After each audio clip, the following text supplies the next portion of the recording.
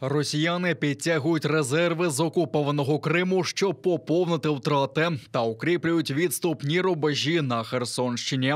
Про це повідомили в оперативному командуванні «Південь». Там зазначили, що рашисти обстріляли Миколаївщину. Поранені 14 мирних жителів. В Херсонській області окупанти продовжують обстрілювати тимчасово захоплені населені пункти та заявляти місцевим жителям, що це роблять ЗСУ. Стабільно важкою є ситуація у громадах, які межують із сусідніми областями. Окупанти не випускають місцевих жителів, які намагаються евакуюватися, натомість своїми варварськими вчинками та злочинними діями погіршують екологічну та безпекову ситуацію в регіоні. Крім того, російські окупанти можуть спричинити екологічну катастрофу на Херсонщині.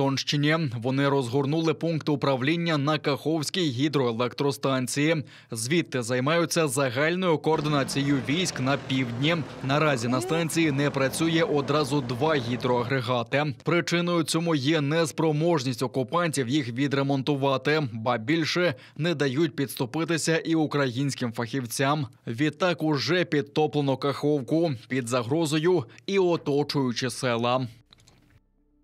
На Каховській ГЕС вже створена передумова для затоплення кількох населених пунктів, адже підтоплення Каховки вже почалося. А нестабільна робота ГЕС може спровокувати стихійне лихо навколо Каховського водосховища, в якому міститься орієнтовно 18 кубічних кілометрів води.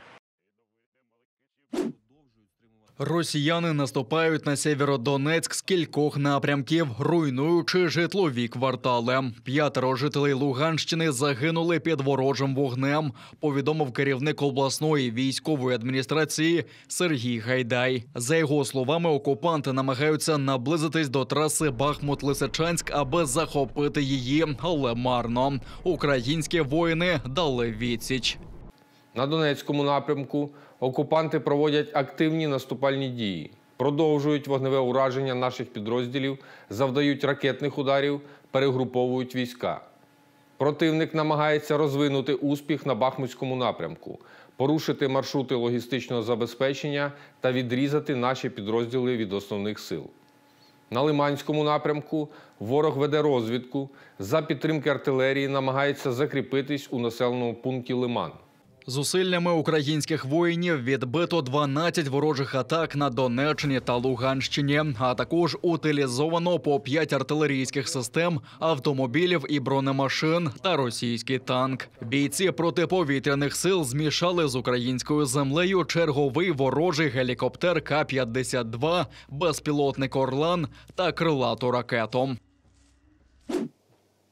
Зрадника з Криму, який воював проти України в лавах окупантів, відправили за ґрати. Михайлові Казаренку присудили 14 років в'язниці за державну зраду та дезертирство. У 2014 році військовий перейшов на бік Ерефії під час окупації Криму. А вже в лютому цього року він разом зі ще 2 зрадниками повернувся до України у складі російських окупаційних військ, які вдерлися до Нової Каховки на Херсонщині. 3 зрадників взяли в полон на Миколаївщині. Згодом вони каялись та вибачались перед українцями. 2 іншим зрадникам суд виніс покарання – 14 і 15 років позбавлення волі.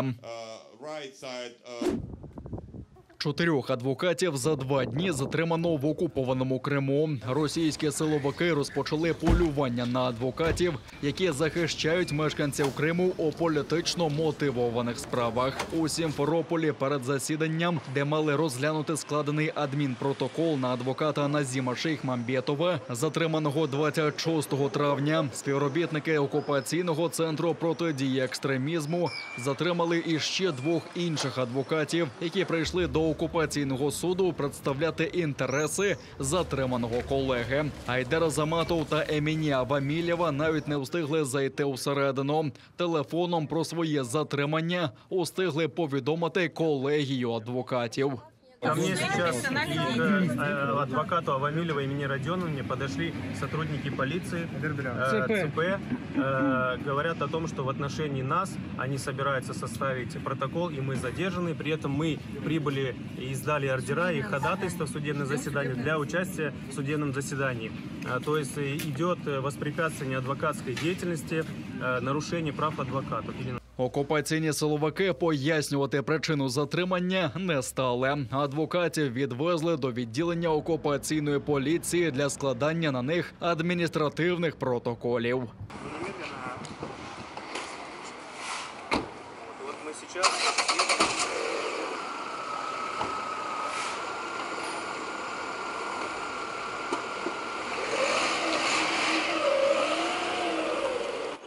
Назім Шейхмамбетов учора був затриманий після так званого судового засідання над колегою Едемом Сімідляєвим, якого окупанти оштрафували на 75 тисяч рублів, нібито за дискредитацію російської армії. Якийсь користувач у Фейсбуці відзначив його у своїй публікації, де засуджував російське військове вторгнення до України. На думку російських силовиків, Сімідляєв підтримав ці висловлювання. Адвокати переслідування пов'язують зі своєю професійною діяльністю, оскільки є неугодними для окупаційного режиму.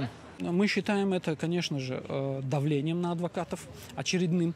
Это очередной виток в тех действиях, которые проводят правоохранительные органы против неудобных адвокатов. Эти адвокаты защищают своих соотечественников, защищают в политически мотивированных делах. Поэтому в отношении этих же адвокатов проводится политически мотивированная работа. Вот такая вот со стороны правоохранительных органов. То есть, чтобы их устранить от этих дел, чтобы они испугались, чтобы они не приходили, чтобы они не оказывали помощь и так далее, и так далее. Но, как мы утверждали и утверждаем дальше, мы будем также оказывать эту помощь, несмотря ни на что. Несмотря на то, что они пытаются нас посадить, запугать и так далее. Эта помощь будет оказываться, пока мы дышим. В данный момент проходит, видно, какая-то акция, посади адвоката или привлеки к адміністративній відповідальності адвоката. Назім Шейхмамбетов в очікуванні судилища ніч провів в ізоляторі тимчасового тримання, а затримали його нібито за правопорушення, яке він скоїв ще 26 жовтня минулого року, 7 місяців тому біля будівлі окупаційної поліції у Сімферополі, коли давав коментар для медіа. На думку силовиків, він порушував соціальну дистанцію, внаслідок чого створив загрозу поширення коронавірусом. По выходу из отделения полиции он дал вот такое вот интервью, как сейчас даю интервью я. И именно вот это, то, что он дал интервью, и вменяют ему сегодня в качестве вины. Якобы он присутствовал без маски, и якобы он организовал массовое скопление людей, которые не соблюдали санитарные нормы. Винен 8 діб арешту. Суд над адвокатом Шейхмамбетовим тривав недовго. Суддя окупаційного суду лише зачитав заздалегідь підготовлене рішення. Захисників, а їх було аж 8, навіть не вислухав. Когда он вышел из отдела полиции, были представители СМИ, которым он дал интервью. Вот сегодня за это его арестовали на 8 суток. Это вот простыми словами резюмируя. Почему?